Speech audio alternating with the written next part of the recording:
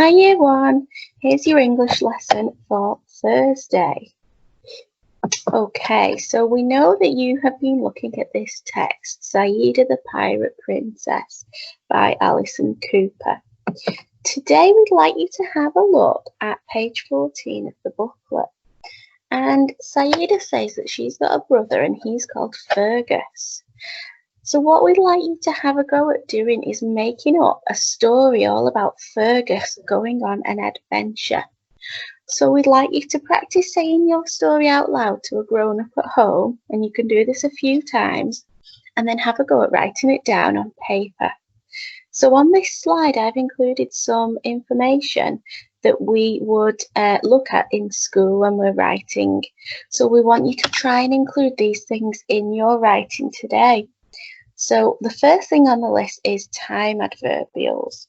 We've talked about these a lot at school, and this is when you start a sentence with a word like once upon a time, or first, or later, or next, and you can think of some of your own as well. So try and start your sentences with those kinds of words. You also might want to start some of your sentences with ly openers. And again, we've talked about these a lot in school. So these are words that end in ly.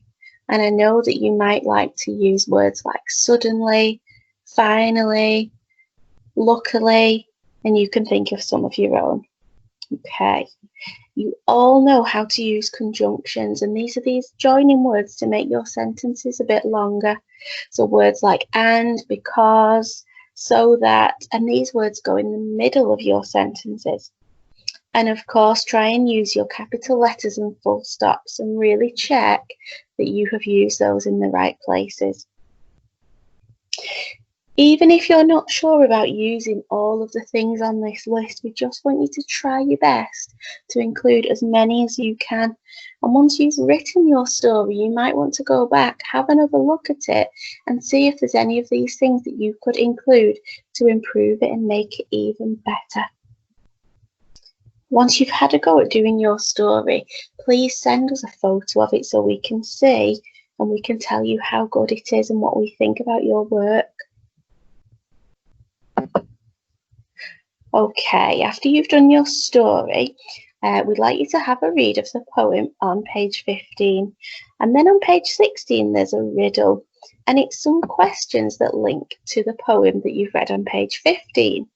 So for example, there's a clue. You have to work out what it's asking you about and write it in the box. So the first one says, the first one that we're going to look at says, I was washed up on a beach. What am I? Now, if you look back in the poem, it does say a dried starfish washed up on the beach. So what you would need to do in the empty box is you would just write a dried starfish. And there's lots of different clues on that page for you to have a look at and fill in the clues.